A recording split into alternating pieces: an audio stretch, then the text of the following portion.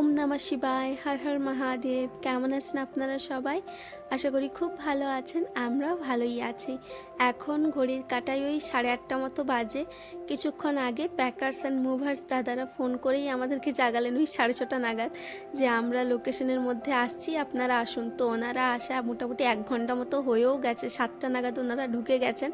তো আমরা তাড়াতাড়ি উঠে নিয়ে ফ্রেশ হয়ে 1 কাপ করে চা খেয়ে নিয়েছি, কারণ ওনারা আসার পর যে অবস্থায় যেমন জিনিস পাবে তেমনিভাবেই প্যাকিং করে নেবে।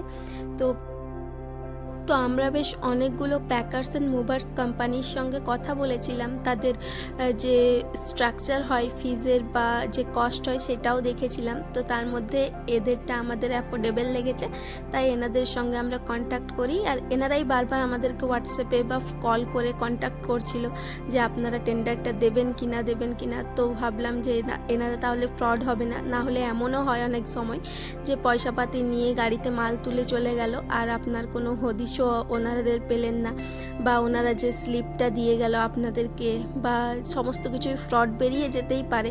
তো এনাদেরকে দেখে আমাদের একটু বিশ্বস্ত মনে হয়েছে। তাছাড়া আমরা যে প্যাকার্স অ্যান্ড মুভার্স করেছি তার কন্ট্যাক্ট নাম্বার বা অ্যাড্রেস আমি কোথাও একটা স্ক্রিনে দিয়ে দেবো, আপনারা নোট করে নিতে পারেন, যদি চান তো কন্ট্যাক্ট করতে পারেন।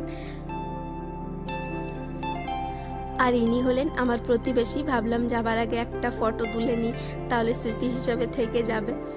আর এইদিকে সোনুকে খেতে বসিয়েছি। সকাল থেকে ওর তো জিনিস মানে ওর খেলনাপাতি কুড়াতেই সময় চলে গেল। দেখবেন অনেক খেলনাপাতি থাকে বাচ্চাদের প্রিয়, যেগুলো পালঙের তলে ঢুকে যায় বা আলমারির কোনায় চলে যায় বা খুঁজে পাওয়া যায় না। তো সেই সকলেই কিছু কিছু খেলনা ও আজকে খুঁজে পাচ্ছিল, যখন সমস্ত জিনিসগুলো প্যাকিং হচ্ছিল, খুঁজে বার করা হচ্ছিল তখন। তো যাই হোক, সেই করতে করতে ওর আজকে সকালটা পেরিয়ে গেছে, আর তেমন কিছুই ওরও খাওয়া হয়নি। ওই কেক বিস্কুট এই সকলেই খেয়েছে। পেট ভরা খাবার আজকে ও কিছুই খায়নি সকাল থেকে। তো ওরও প্রচণ্ড খিদে পেয়ে গেছে, তাই সামনেই বেস্ট অফ বেঙ্গল আছে একটা হোটেল, তো সেখান থেকে একটুখানি বাঙালিয়ানা খাবার আনিয়ে নিয়েছি। মাছের ঝোল, ভাত, তরকারি, সবজি, পাঁপড় এই সকলই। তো চলুন, ওকে আলু ভাজা, মাছের ঝোল আর ভাত দিয়েছি। ওকে আগে খাইয়ে দিই, ওর সবজিটা নিল না, আমাদেরগুলো এখন রেখে দিয়েছি। ও গেছে এখন গ্যাসগুলো জমা করতে, তো সেই কারণে ও এলে আমরা খাবো। আর এখন মোটামুটি 2টো মতো বেজে গেছে। আমাদের পাশের বাড়ির যিনি প্রতিবেশী আছেন উনি আমাদেরকে বলেছিলেন দুপুরে খাবার আমি বানিয়ে দেবো। তো আমি বললাম থাক, আমরা কোনো একটা অ্যাডজাস্ট করে নেব বা কিছু একটা অর্ডার দিয়ে দেবো। তো তাই আমরা এখন অর্ডার করে দিয়েছিলাম যে খাবারটা, সেটা চলে এসেছে। চলুন ঝটপট করে খেয়ে নিই, আর যাওয়ার আগে ঘরটা একবার দেখে নিই। এখন ঘড়ির কাঁটায় ওই 6টা মতো বেজে গেছে, কারণ কেএসআর অবধি আমরা যাব, আর 2 ঘন্টা হাতে নিয়ে না বেরোলে ট্রাফিকে আটকে যাব। কারণ আজকে শনিবার, এরকমই স্যাটারডে সানডেতে একটুখানি বেশিই ট্রাফিক হয় ব্যাঙ্গালোরে। তাই আমরা ঝটপট করে এখন বেরিয়ে যাব। যাওয়ার আগে একবার ঘরটা আপনাদের দেখিয়ে দিলাম। ঘরের অবস্থা তো দেখে আপনারা বুঝতেই পারছেন কীরকম করেছে। তবে ওনার এতটাই ভালো যে যাওয়ার আগে ঘরটা একবার দেখতেও আসেনি, আর এমনকি ওনার যে বাড়ির কিটা সেটাও নিতে আসেনি। চাবিটা আমরা নিচে যে আঙ্কেল থাকে দেখাশোনা করে, ওনার হাতে দিয়ে চলে এলাম।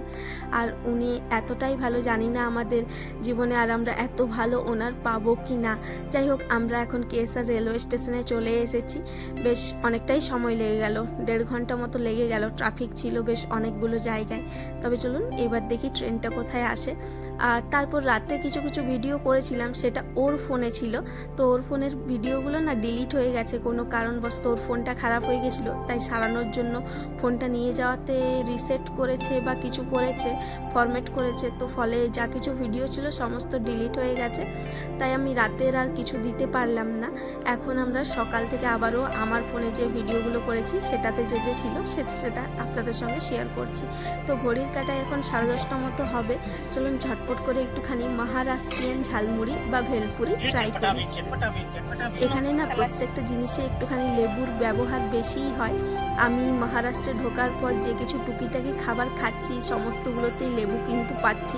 আর এই ঝালমুড়িটার ওপরও এমনভাবে ওপর থেকে লেবুটা দিয়ে দিল, কে জানে কেমন খেতে লাগবে। আমাদের তো আর এত টকটক ঝালমুড়ি খাওয়ার অভ্যেস নেই। আচার তেলের টকটা একটা আলাদা হয়, আর এই লেবুর টকটা একটা আলাদা হয়। তো দেখা যাক কেমন লাগে খেতে।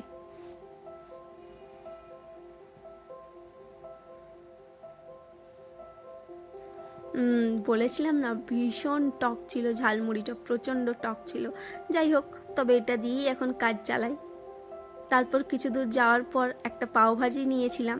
যেহেতু সাউথে যেমন ধোসা ইডলি বিখ্যাত, সেই রকমই মহারাষ্ট্রে বা মুম্বাই বড়া পাও আর এই পাওভাজি ভীষণ বিখ্যাত। মিশেল পাও বিখ্যাত ভীষণভাবে, যদিও আমি এগুলো ফোনেই দেখেছি।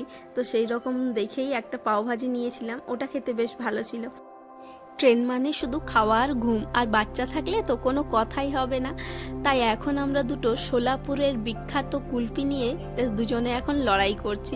যাই হোক, সোলাপুরের কুলপি খেতে খেতেই বাইরের দৃশ্য উপভোগ করতে করতে চলুন বলে ফেলি মহারাষ্ট্রে ইন করার পর আমরা ঠিক কোন কোন জিনিসের চাষ সব থেকে বেশি নজরে পড়লো। তার মধ্যে হলো রসুন, পেঁয়াজ আর বাজরা। এই তিনটের চাষ আমি প্রচুর পরিমাণে দেখতে পারলাম। সামনে একটা নদী আসছে, চলুন দেখি।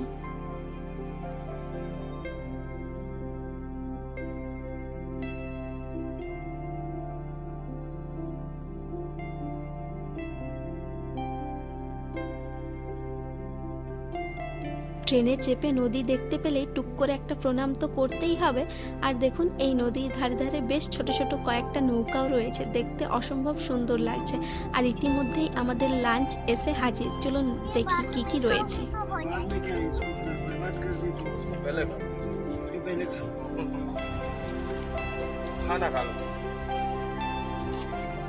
আজকের লাঞ্চে দিয়েছে ভেজ থালি নিয়েছিলাম, তো একটা মিষ্টি দিয়েছে, সোয়াবিন আলুর তরকারি, ডাল, ভাত, আর এদিকেও একটা কিছু তরকারি, তার সঙ্গে একটুখানি শসা, আর ওইদিকে একটু চাটনি আর রুটি। চলুন খাওয়া যাক। খেতে খেতে বেশ অনেকটাই সময় চলে যাবে, একটুখানি একটা দুপুরে ন্যাপ নিয়ে নেব। ততক্ষণে 4টা বেজে, 4:30, 4:45 নাগাদ ট্রেনটা আমাদেরকে আমাদের গন্তব্যে ছেড়ে দিল, পুনে জংশনে। তবে আমাদের গন্তব্য পুনে হলেও ট্রেনটির গন্তব্য কিন্তু ছত্রপতি শিবাজি টার্মিনাল, মুম্বাই। তাই ট্রেনটা চলে গেল আর আমরাও বেরিয়ে একটা অটো করে নিলাম।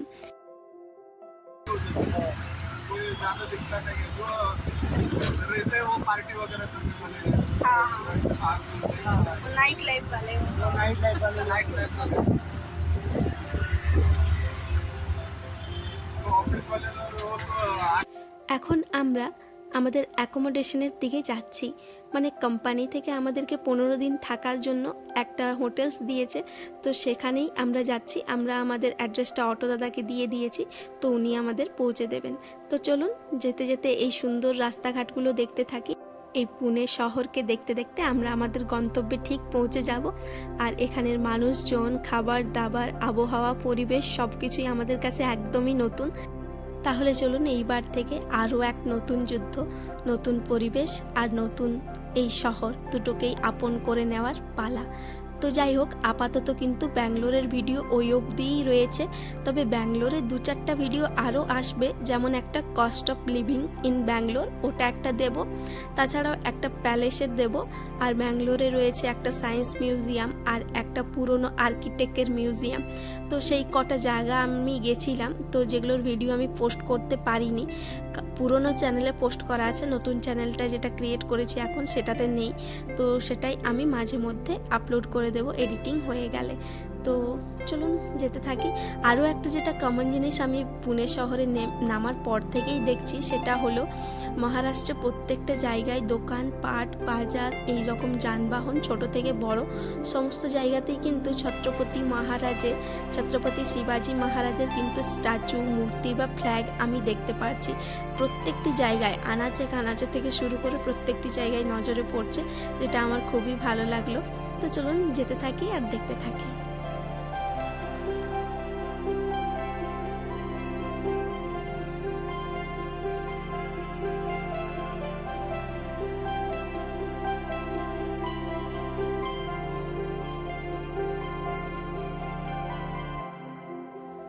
এটা হলো উইপ্রো সার্কেল। আমরা এখন উইপ্রো সার্কেল দিয়ে আরও ভেতরের দিকে চলে যাচ্ছি, কারণ আমাদের হোটেলটা রয়েছে হেঞ্জেবাড়ি ফেজ 3-তে। আমার উচ্চারণে যদি ভুল হয়ে থাকে তো তার জন্য আমি ক্ষমা চাইছি, কারণ এই জায়গাগুলো আমাদের কাছে নতুন আর জায়গার নামগুলোও আমাদের কাছে নতুন। তাই উচ্চারণে হেরফের যদি হয়ে থাকে তো তার জন্য আমি ক্ষমা প্রার্থী। তো যাই হোক, আর যে অটো দাদাটা আমাদেরকে নিয়ে যাচ্ছিল আমাদের গন্তব্যে, সেই অটো দাদাটাও ছিল ভীষণ ভালো। আমাদের সঙ্গে অনেক রকম গল্পও করছিল, যেমন এই যে পুনেতে কোথায় জিনিস পাওয়া যায় ভালো, কোথায় খারাপ, তাছাড়াও কোথায় চিপেস্ট এরিয়া, কোথায় রিচেস্ট এরিয়া, কোথায় সব কিছুর দাম কম, কোথায় বেশি, এই সকল গল্প করছিল। কোথায় জামা কাপড় ভালো পাওয়া যায়, কোথায় সবজি ভালো পাওয়া যায়, ফল পাওয়া যায়, কোথায় স্কুল ভালো, এই নানান বিষয়ে গল্প করছিলাম ওনার সঙ্গে।